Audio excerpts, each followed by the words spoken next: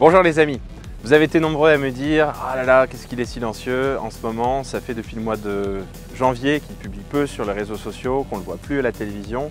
Et en fait, on a beaucoup de travail depuis ces derniers mois parce qu'il nous est arrivé en janvier à Salbris. Ce qu'il peut y avoir de pire dans une commune, certainement, c'est qu'on s'est trouvé du jour au lendemain sans médecin et sans eau potable.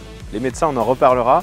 Et aujourd'hui, je voudrais vous parler de l'eau potable et vous faire visiter ce chantier du forage municipal de Salbris qu'on est en train de refaire. Et c'est ce qui nous occupe depuis janvier dernier. En quelques mots, vous savez qu'au mois de janvier, la catastrophe est survenue la veille de mes vœux municipaux. Le forage d'eau potable de la ville s'est effondré à 200 mètres de profondeur sous terre. On s'est retrouvé du jour au lendemain sans pouvoir tirer de l'eau potable et vous alimenter, alors que nous avons une commune de plus de 5000 habitants et donc beaucoup de robinets à distribuer. Pour remédier à cette situation, la première étape a été en urgence de faire venir des camions-citernes qui sont arrivés de Bretagne dans la nuit pour remplir les réserves stratégiques des châteaux d'eau de la mairie et tenir ainsi quelques jours. Ces rotations de camions-citernes nous ont permis, en urgence, de définir une stratégie avec l'État, avec notre délégataire, avec l'agence de l'eau, le conseil départemental, tous les partenaires. Et cette stratégie a consisté en deux investissements majeurs. La première chose, c'est de réaliser une interconnexion entre Salbris, La Ferté-Imbault et Celles-Saint-Denis, une gigantesque canalisation qui permet, depuis ces jours-ci, de tirer de l'eau depuis les communes d'à côté et ainsi de répondre à vos besoins en termes de consommation d'eau potable sans rompre du tout l'approvisionnement. Mais en parallèle, il a fallu lancer le chantier gigantesque de la reconstruction d'un forage. Et c'est ce que je vous emmène visiter aujourd'hui. Nous avons rendez-vous avec notre hydrogéologue, Guillaume Dubroca, qui va nous présenter un peu ce chantier. Et ensuite, Annie Guyader, notre adjointe aux travaux, a préparé un clafoutis pour les ouvriers. A tout de suite. La machine de forage proprement dite avec les tiges et tout l'ensemble d'outils qui nous permettent de forer. Les outils, on en voit un peu là-bas. La boue qu'on utilise pour forer, on l'injecte à l'intérieur du trou, elle nous permet de remonter les débits de forage, ce qu'on appelle les cuttings.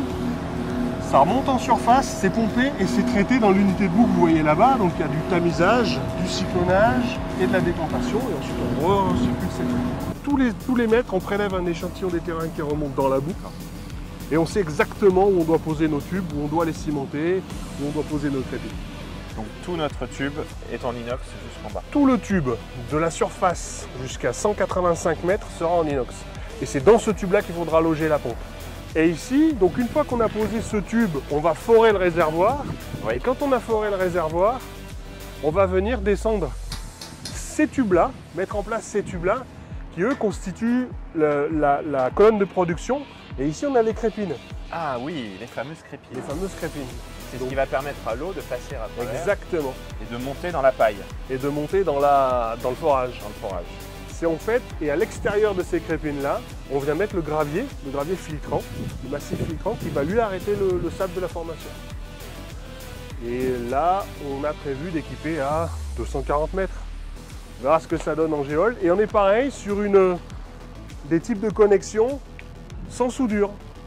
Donc là, on est bien sur de la connexion rapide à jonc, donc deux joints toriques pour l'étanchéité, 2 joncs pour faire le verrouillage.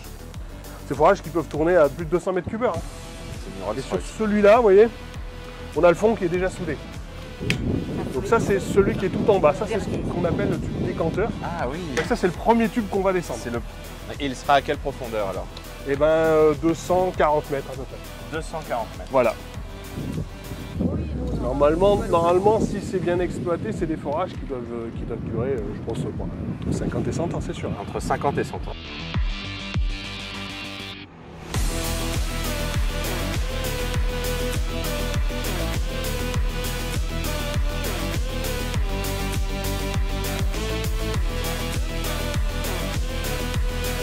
La première étape, avant la reconstruction du forage, vous voyez, on est ici sur le forage, sur le camp militaire, ça a été de sécuriser l'approvisionnement en eau potable de la ville de Salbris, en connectant Salbris au réseau de La Ferté-Imbault et de Celles-Saint-Denis. Donc, comment s'est passé le chantier, Annie? Donc au début, il y a eu une première partie où c'est complètement des canalisations complètement neuves, entre le château du Chêne et La Ferté. Donc là, tout ça a été retubé complètement par 2 sociétés qui se sont rejointes. Donc c'est pour ça que ça a été fait dans un temps record, avec un système de comptage qui est au niveau de ce rond-point-là. Et après, on a rechangé la canalisation qui était sur le côté gauche de la voie, on l'a passée sur le côté droit. pour la passer en diamètre 150. Pour être du même diamètre que la zone qu'on avait fait sur ce tronçon-là,